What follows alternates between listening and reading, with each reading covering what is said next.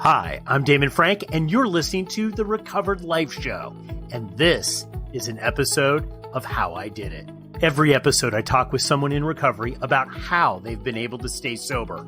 We dive into what their life in addiction was like and what their life in sobriety is like now. Remember, addiction is a life-threatening condition, and the information in this episode is provided as a resource only and is not to be used or relied on for any diagnostic or treatment purposes. This is not a substitute when professional diagnosis or treatment is needed.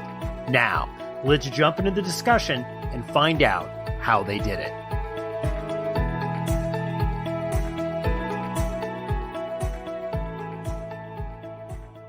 I'd like to welcome you to the show.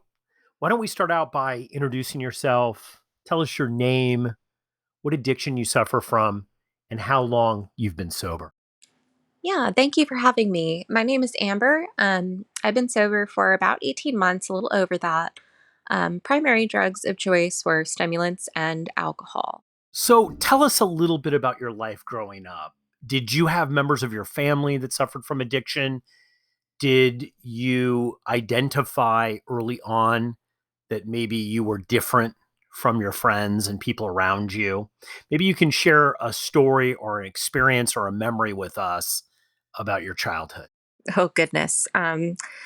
Probably when I was about 14, that was the first time that I drank. I I just had this void kind of filled when I drank for the first time. I was a really shy kid. Things were kind of rough at home. And I was pretty depressed. So whenever I drank for the first time and it just kind of numbed those feelings, it was like, oh man, like I've just been missing this. Very much a binge drinker.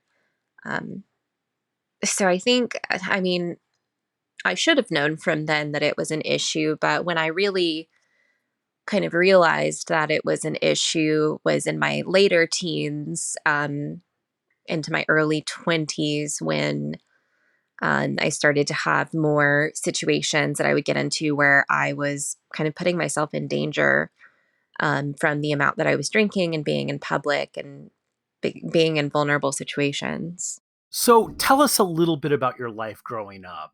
Did you have members of your family that suffered from addiction?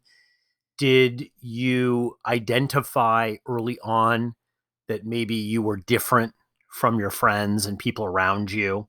Maybe you can share a story or an experience or a memory with us about your childhood. Yeah, so both of my parents struggled with addiction, and I started to notice it when I was 14. And from then on, it was just kind of surrounding me. So that made things a little bit tough. I didn't really know how to talk about that with friends. And if I did, it wasn't something that people really understood or wanted to talk about. So it kind of made me feel isolated. Um, and then, of course, when I started to turn to alcohol, um, it was kind of a way almost to fit in, I think, with not just my family, but with my peers, because I didn't really have an easy time relating to my peers. So just that feeling of being kind of different, lonely almost from having that family situation and not really knowing how to relate to others, definitely made me feel like something was different about me. I would love it if you could share with us what happened. What happened to your life as a result of addiction? What did your life become, and how did you live your life day to day? Well, for a while, I was mostly a binge drinker. So I wouldn't drink daily, but when I did drink, I would drink to blackout mostly. I always wake up with terrible hangover. I just have these horrendous memories of being in these situations that I would never have put myself in if I had been sober. And then later on, when it came to stimulants, it's a little bit different because I ended up almost needing them to function, which was a scary feeling. And I was really just using these things to avoid dealing with trauma that I had experienced as a kid and in my 20s. And I was also perpetuating that cycle of trauma because with addiction comes more trauma usually. from being in dangerous situations. So toward the end, I was truly, truly miserable. I was fortunate enough not to have any legal issues or issues with work, but I was definitely on a path that would have led me to having issues legally and with work.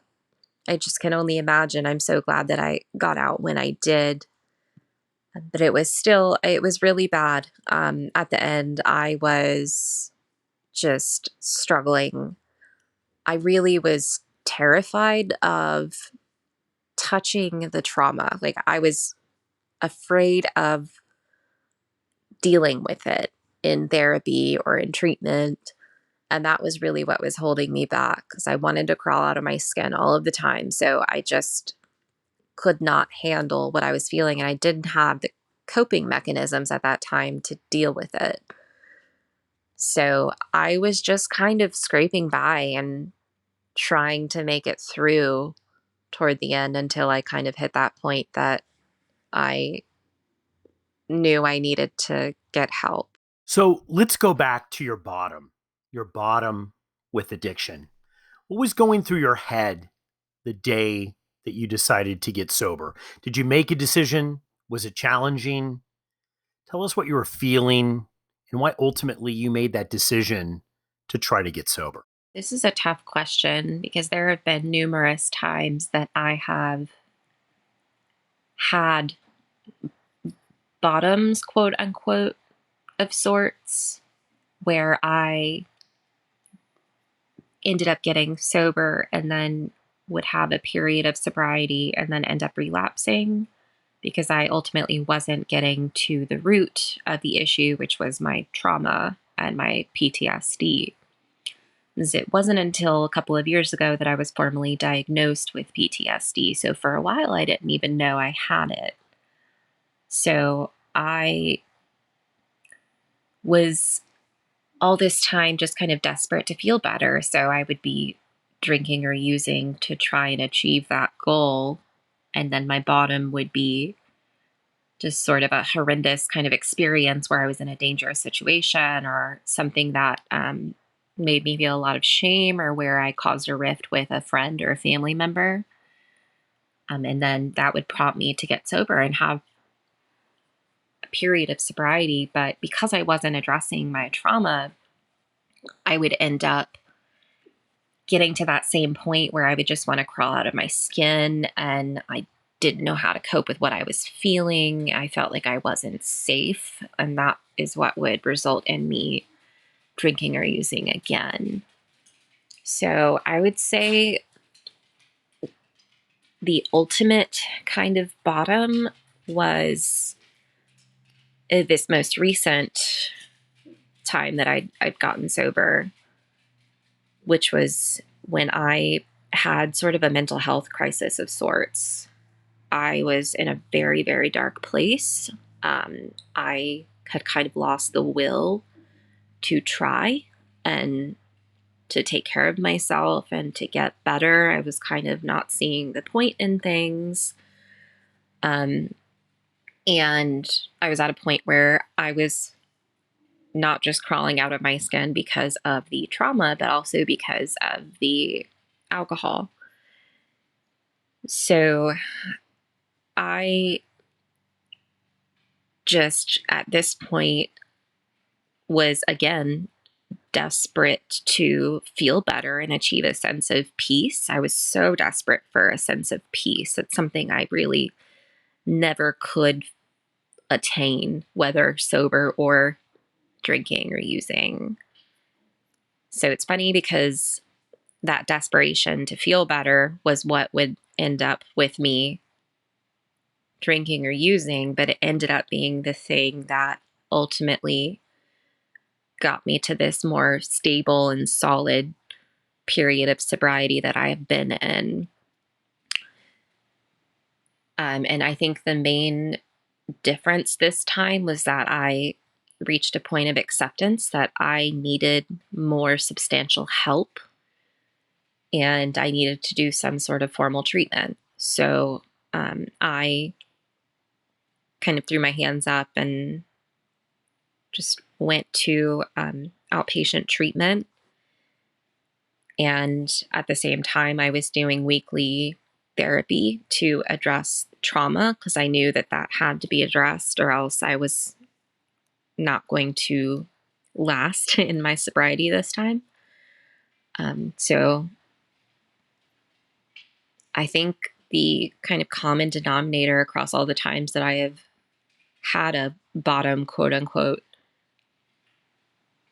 was that there's just a lot of shame um, and regret and just pain and hurt, and just kind of a realization that I couldn't live that way anymore, and that something had to change, and that something had to be that I needed to be sober, desperate for. After you decided to get sober, what did you do? What actions did you take? I'd love it if you could discuss your first month of sobriety. What worked for you? What didn't? Yeah, that first month of sobriety was tough. I just remember feeling so raw and vulnerable the whole time and being emotional and just crying, and the next minute feeling like happy and like things were going to be okay. And then again, crying a few minutes later. But the things that really helped me were, I mean, number one, the treatment that I was going through. That was a tremendous help. Being in those group sessions, hearing from other people with similar experiences, and then also getting that additional therapy from treatment. I was also still doing the weekly sessions with my trauma therapist, and we started doing EMDR. My therapist was very good about kind of taking it slow with me because I had been so afraid to address my trauma. So she really helped me to feel safe and comfortable before we really started getting deeper into the trauma and doing actual EMDR. That's really been a game changer too, that EMDR and sessions with my therapist. Actually addressing that trauma has really helped me to find that sense of peace that I've always been so desperate for, and the sense of safety as well. I had also started seeing an addictionologist to see if there was anything else that I could do to help me in my journey. I found that to be really helpful. In terms of practices, I really love mindfulness practice. It really helps me to stay kind of anchored in the present moment, and kind of let my thoughts flow through normal without dwelling on any particular thought or dwelling on something that's happened in the past. Um, Practicing self compassion and self love has been a big help as well, because shame is a very big thing for me. I feel a lot of shame for the things that I did or experienced when I was in active addiction. And then shame is the number one trigger for relapse. So that's been a big thing for me to focus on, is developing that self-compassion and accepting myself. Um, I love being outside. There's something about being outside that's very healing for me. That's kind of where I'm most connected with my spirituality. And that's where I like to practice mindfulness the most, because I'm just kind of focused on, how pretty the trees are, how it feels outside, feeling the breeze on my skin, feeling the sun on my face. And then that like physical activity, walking around outside, is really beneficial as well. Um, so all of these things have really helped me. I also did do some meetings with Recovery Dharma. AA was something that didn't really fit for me. I had tried it a few times, but coming from a place of trauma, I found it difficult to follow some of the pieces of advice that would come from AA, like accepting powerlessness when I already felt powerless from my trauma, or taking a moral inventory when I, was taking ownership of things that were not mine to own. There are definitely some things from AA that are beneficial. But for me personally, I needed another route, and the other route that I've taken has been really helpful for me and successful. What would be your advice to someone that is deciding whether they should get sober? You know, someone might be listening to this right now and they're on the fence about if they can do it. Should they get sober? Should they try? Maybe they've tried and it hasn't worked. What advice would you give to them? Well, first, if you're in that place and you're listening to this, I would give you a virtual hug, because I know how much that place can suck. It just sucks. Um, and I would say to hang in there. And if you feel like you might need to get sober, do some more research into that and give that feeling some attention. And don't be afraid to ask for help. Um, Gosh, even if you want to reach out to me on my Instagram, um, feel free to send me a message and I would be happy to talk to you. But beyond that, definitely reach out for professional help, either from a therapist or if you feel like you need treatment. Just don't hesitate. And if you're in a place where you've tried to get sober before and you've relapsed or it feels impossible, I feel for you, because that's the place that I was in for a long time. It just didn't feel attainable for me. And if you're in that place, first of all, don't discount the periods of sobriety that you've had, because those periods of time still matter. You were doing work in order to stay sober during that time, no matter what. If you were staying sober in any way, you were doing work, and that is part of your journey, and that makes you stronger. But also try to be compassionate with yourself. Addiction is ugly, and it is merciless. It's very tough to overcome. So don't try not to have any shame for it. And there's no shame also in needing to do treatment if that's what you need to do. There are a lot of options out there now that aren't as intensive as like inpatient treatment, that are still just as beneficial. So look at what options might work for you. And again, never hesitate to reach out for help. Most people in the sober community want to help and will be happy to hear you reach out to them. So don't hesitate. Keep the conversation going. Join Recovered Life, a community of like-minded people who are looking to live their best recovered lives. Membership is free, and you can apply at recoveredlife.us.